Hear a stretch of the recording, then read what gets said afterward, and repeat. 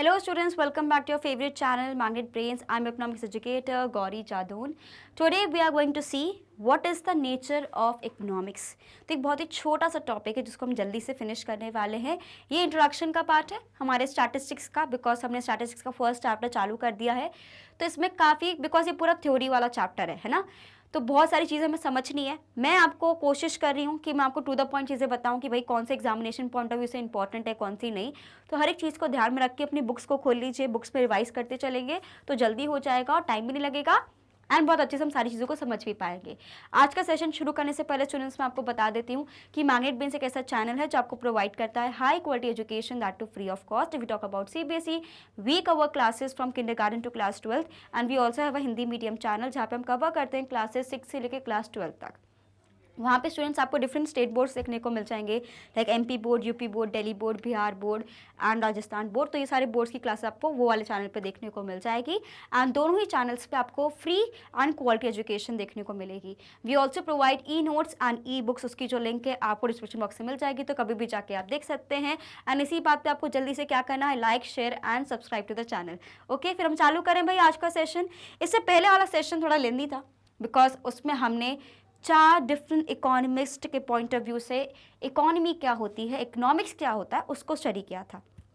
Wealth के point of view से किसका पढ़ा था मुझे कमेंट सेक्शन में बताना है ना. स्केर्सिटी के पॉइंट ऑफ व्यू से किसकी डेफिनेशन हमने पढ़ी थी, हमारे कौन कौन सी चीज़ें थी मुझे याद है क्या. एक तो वेलफेयर है, एक वेल्थ है, एक स्केर्सिटी है और एक ग्रोथ है.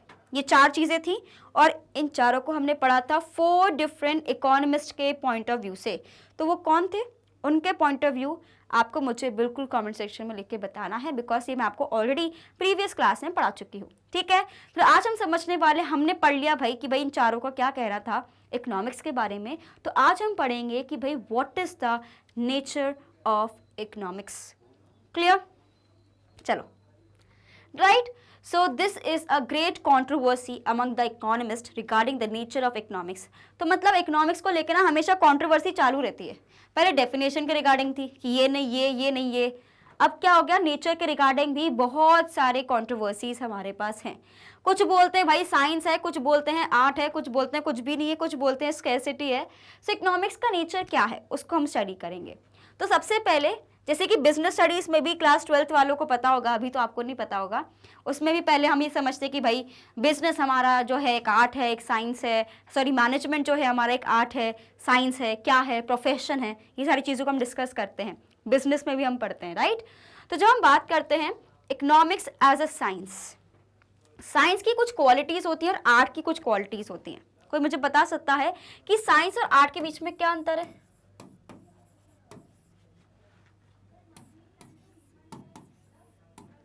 साइंस और आर्ट के बीच में क्या अंतर है? दोनों में सिस्टमैटिक बॉडी ऑफ नॉलेज रहता है. जैसे कि आपको पता है साइंस में रूल्स एंड रेगुलेशन रहते हैं, फैक्ट्स रहते हैं, एक सिस्टमैटिक बॉडी ऑफ नॉलेज रहता है ना. जो चीज़ जैसी है आपको वैसी का, जैसे कि एक्सपेरिमेंट है ना. आप देखते हो केमिस्ट्री वगैरह में आपको एक्सपेरिमेंट, जब आप लैब मैनुअल वगैरह बनाते थे, जैसा उसमें जो लिखा है वैसे वैसा आप करते थे. आप उसके कुछ एक रूल्स हो, जैसे कि लॉ ऑफ ग्रेविटी एक रूल है कि आप कुछ चीज़ ऊपर फेंकोगे तो भाई वो नीचे आएगी, बिकॉज आपको एक ग्रेविटेशनल फोर्स है जो पुल कर रहा है ना. तो ये हमारे कुछ रूल्स एंड रेगुलेशंस होते हैं, फैक्ट्स रहते हैं जिसको कोई चेंज नहीं कर सकता. वहीं पे आर्ट क्या होता है, आर्ट में भी भाई कुछ रूल्स रहते हैं, कुछ रेगुलेशंस रहते हैं, लेकिन आर्ट में ना एक इंपॉर्टेंट पार्ट आ जाता है जिसको हम लोग बोलते हैं पर्सनलाइज्ड एप्लीकेशन. पर्सनलाइज्ड एप्लीकेशन का मतलब ऐसे समझो, जैसे कि आपने देखा होगा लोग म्यूजिक में, डांस में, इन सब में पीएचडी करते हैं भाई, पढ़ते हैं, है ना. साइंस में भी हम चीज़ों को पढ़ते हैं, लेकिन हमें वैसे ही करना पड़ता है जैसा आपको एक रूल लिखा है. लेकिन आपको पता है human beings are not scientist, मतलब साइंटिस्ट मतलब कोई साइंस नहीं है, ऐसा कोई ऑब्जेक्ट नहीं है. साइंटिस्ट तो बिल्कुल बहुत सारे हैं, है ना, सॉरी फॉर दैट. हम ये बोलना चाह रहे हैं कि हम लोग ऐसे कोई साइंस नहीं है. We have emotions, we are एक सोशल बीइंग, राइट. तो हमें चीज़ें अफेक्ट करती हैं, हम उसके हिसाब से चीज़ें करते हैं. तो आर्ट का ही मतलब ये रहता है कि भाई जो भी आपने चीज़ों को यहाँ पे सीखा है उसका आपके पास एक पर्सनलाइज एप्लीकेशन रहता है. जैसे कि अगर मैं बात करूँ, मैंने भी तो इकोनॉमिक्स पढ़ा, तुमने भी इकोनॉमिक्स पढ़ा है, लेकिन हर इकोनॉमिक्स टीचर का पढ़ाने का तरीका अलग रहता है. नॉलेज वही है, नॉलेज तो वही है, पढ़ा हमने यही है, लेकिन उसका समझाने का तरीका अलग रहता है। जैसे कि डांस, आपको पता है कि भरतनाट्यम ऐसा है, कथक ऐसा है ना, हमारे पास उड़ीसी डांस ऐसा है, चाहे वो कथक हो, भरतनाट्यम हो या वेस्टर्न डांस हो, हिप हॉप हो, कुछ भी हो, सबका अपना अपना है डांस। अब सबने सीखा है कि भाई ये स्टेप ऐसा होता है, लेकिन सबका स्टेप करने का, किसी का ग्रेस अलग रहता है, किसी का एक्सप्रेशन अलग रहते हैं। Every individual is different, unique, सबका अपना एक यूनिक स्टाइल होता है। तो वैसे हम यहाँ पे बात करते हैं, आर्ट का ही मतलब क्या रहता है, आपका खुद का एक एप्लीकेशन करने का तरीका। तो जब इकोनॉमिक्स के पॉइंट ऑफ व्यू से बोल रहे हैं कि भाई इकोनॉमी में भी बहुत सारी चीज़ें हम पढ़ते हैं, बहुत सारी थ्योरेटिकल नॉलेज है, सिस्टमैटिक नॉलेज है, लेकिन हर इकोनॉमिस्ट, हर आदमी इकोनॉमिक्स को अलग तरीके से समझता है और उसको अपने तरीके से अप्लाई करता है, इसलिए वो एक आर्ट के फॉर्म में भी है। अभी हम डिटेल में पढ़ने वाले हैं तो सारी चीज़ें क्लियर हो जाएंगी। तो सबसे पहले इकोनॉमिक्स एज अ साइंस। तो science is a systemised body of knowledge which analysis causes and effect which causes and, जिसमें अगर हम बात करते हैं पूरा एक एनालाइज करते हैं, कॉज एंड इफेक्ट रिलेशनशिप होता है। And scientific principles have universal validity, universal nature है, जैसे कि लॉ ऑफ ग्रेविटी, सबने पता है कि लॉ ऑफ ग्रेविटी क्या होता है ना। तो एक यूनिवर्सल लॉ है, सबको मानना पड़ता है और जैसा है आपको वैसे ही कंसिडर करना पड़ेगा। So economics is also a systematic study of knowledge and facts, deals with the correlationship between cause and effect। तो इकोनॉमिक्स में भी हर एक चीज़ का कॉज एंड इफेक्ट रहता है, सिस्टमैटिक बॉडी है, इसलिए हम बोल सकते हैं कि कहीं ना कहीं इकोनॉमिक्स क्या है, वो साइंस तो है भाई, right. All of you please take a screenshot of this one. Done. So science का पहला फीचर यही कहता है स्टूडेंट्स, सबसे पहले आपको ध्यान रखना है, that is systematic body of knowledge.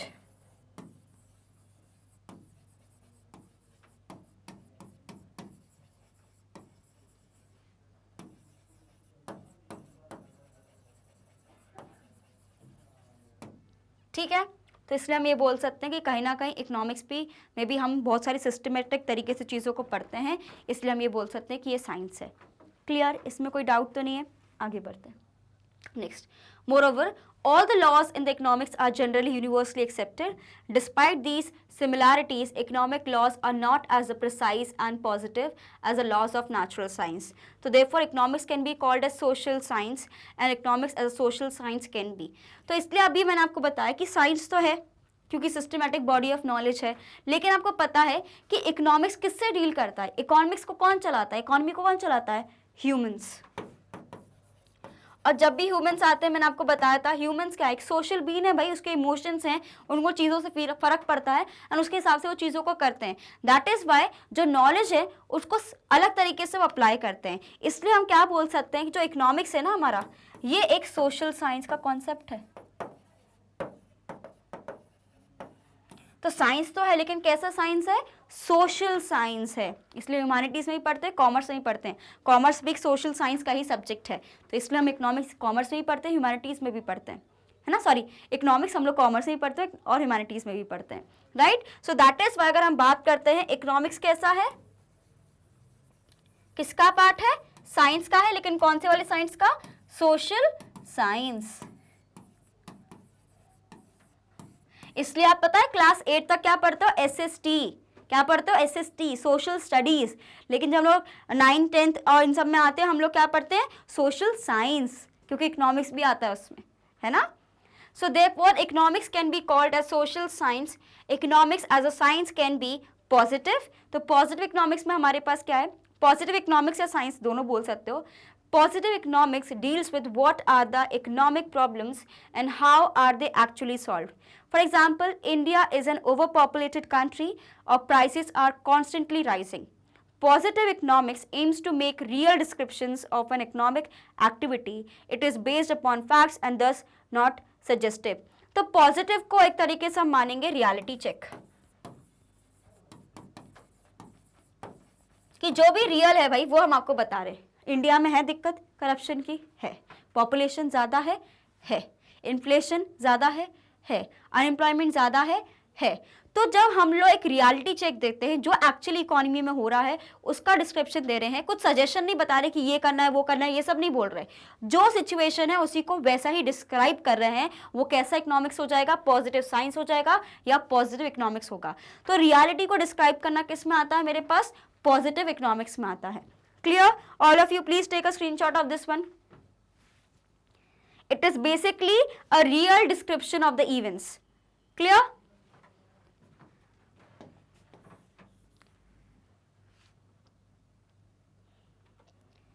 Next है हमारे पास नॉर्मेटिव साइंस. नॉर्मेटिव साइंस या इकोनॉमिक्स, ठीक है, पॉजिटिव नेगेटिव नहीं, नॉर्मेटिव है. सो नॉर्मेटिव इकोनॉमिक्स या economics deal with the what ought to be और how the economic problems should be solved. तो जो पॉजिटिव इकोनॉमिक्स रहता है वो बताता है कि व्हाट द प्रॉब्लम इज, क्या दिक्कत है. मैंने बताया भाई इंडिया में ओवर पॉपुलेशन है. नॉर्मेटिव इकोनॉमिक्स क्या बोलेगा, तो ठीक है इसको ठीक कैसे करना है, what could be done to make sure कि जो हमारा ओवर पॉपुलेशन हो रहा है इसको हम कंट्रोल कर पाए. तो जो नॉर्मेटिव इकोनॉमिक्स होता है वो सॉल्यूशंस की तरफ भागता है. वहीं पर जो मेरा पॉजिटिव इकोनॉमिक्स होता है किसकी तरफ भागता है स्टूडेंट्स, कि अभी दिक्कत क्या है. तो वहां पे प्रॉब्लम बताई गई है, यहाँ पे प्रॉब्लम का सोल्यूशन डिस्कस किया जा रहा है. right? So normative economics deals with what ought to be and how the economic problem should be solved. For example, India should not be an overpopulated country or prices should not rise. So normative economics aims to determine the ideas. It is based upon individual opinion and therefore it is suggestive in nature. तो जब मैं बात करती हूँ यहाँ पे positive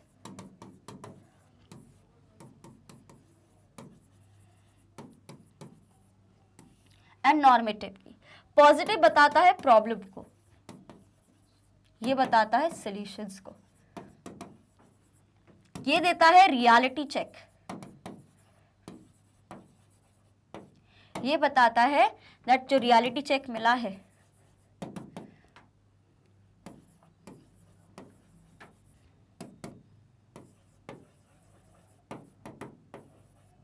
plus solution. Positive economics बोलता है व्हाट द प्रॉब्लम इज, तो ये एक सजेस्टिव इन नेचर नहीं है, ये सिर्फ डिस्क्रिप्टिव है.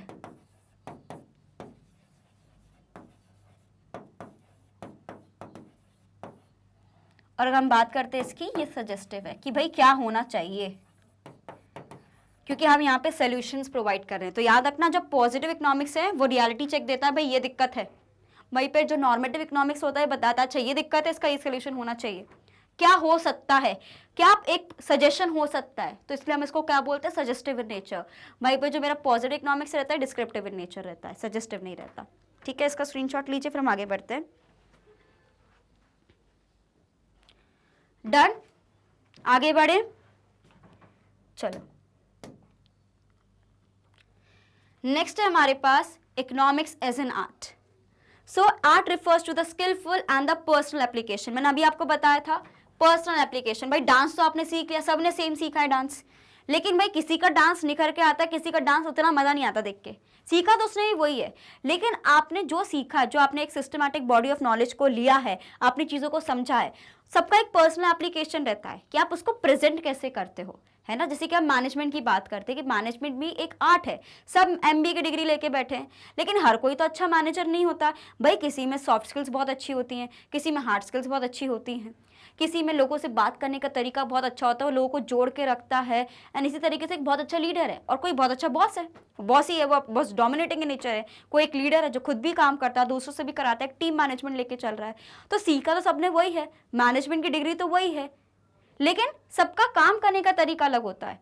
So that is why economics में भी वही चीज़ है. इधर भी रूल्स हैं, रेगुलेशंस है, सबको पता है बजट कैसे बनता है, लेकिन हर कंट्री का बजट अलग है, बिकॉज सबकी सोच अलग है, सबकी कंडीशंस अलग हैं, तो उसके हिसाब से आप चीज़ों को चेंज करते हो ना. सो दैट इज़ वाई यहाँ पे क्या आता है स्टूडेंट्स, जब भी आर्ट के बारे में बात होती है तो एक पर्सनल एप्लीकेशन आता है. अगर मैंने भी किसी चीज़ को सुना है, समझा है, अगर किसी दूसरे ने भी उस चीज़ को सुना है, समझा है, लेकिन उसका पॉइंट ऑफ व्यू अलग हो सकता है, उसका उस चीज़ को अप्लाई करने का तरीका हो सकता है, और मेरा काम करने का तरीका अलग हो सकता है ना.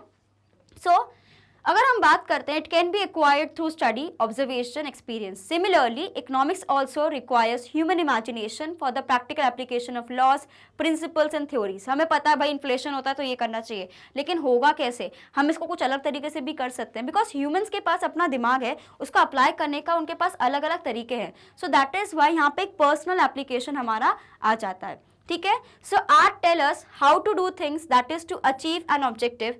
Economics is also used for achieving variety of goals. तो जब हम कोई काम करते हैं हमारा उसमें एक पर्सनल एप्लीकेशन रहता ही है ना, भले हमने जो भी सीखा है लाइफ में, जैसे कि आपने लाइफ में इतनी सारी चीज़ों को सीखा है, समझा है, लेकिन सिचुएशन अलग होती है तो आप उसको अलग तरीके से अप्लाई करते हो ना। सिमिलरली इकोनॉमिक्स में भी होता है, इसलिए हम इकोनॉमिक्स को एज एन आर्ट भी कंसिडर करते हैं। So, from all the above discussions, we can conclude that economics is neither just science nor just art. It is a golden combination of both. Economics is considered both science as well as art. तो हम दोनों को ही consider कर सकते हैं। तो अभी तक क्या पढ़ा कि हम उसको summarize कर लें। तो जब हमने बात करी स्टूडेंट्स इकोनॉमिक्स की,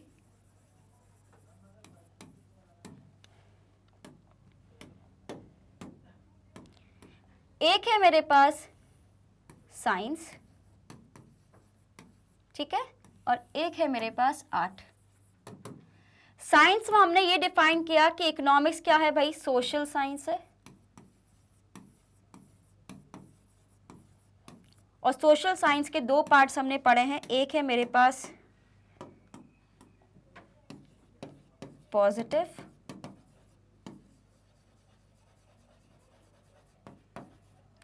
और नॉर्मेटिव।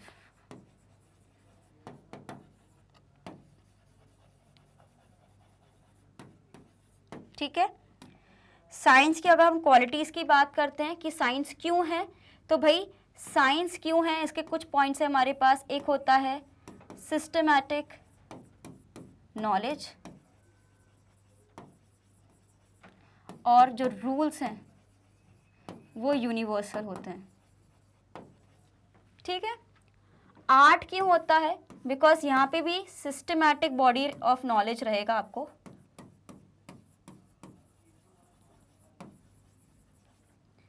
प्लस आएगा आपके पास personalised application plus skills. Social science क्यों है,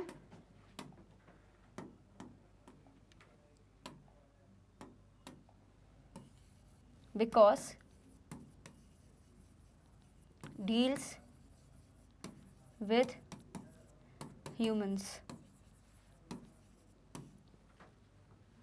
क्लियर, समझे? तो कुछ इस तरीके से हमें चार्ट बनाना है। सो देयरफॉर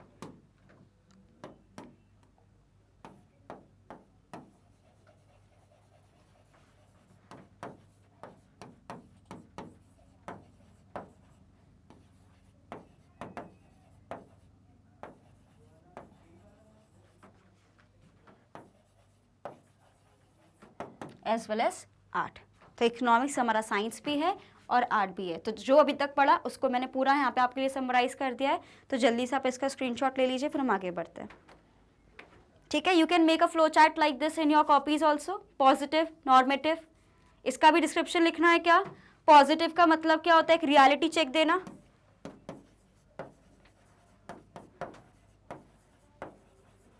ठीक है, तो ये हमारा एक तरीके से डिस्क्रिप्टिव है। वहीं पे जो हमारा नॉर्मेटिव इकोनॉमिक्स रहता है ये हमारा रियलिटी चेक के साथ सॉल्यूशंस भी देता है। ठीक है, और ये हमारा सजेस्टिव होता है। ठीक है, अब ले लीजिए इसका स्क्रीनशॉट। मैंने पूरा का पूरा डिफाइन कर दिया जो भी अभी तक हमने पढ़ा है।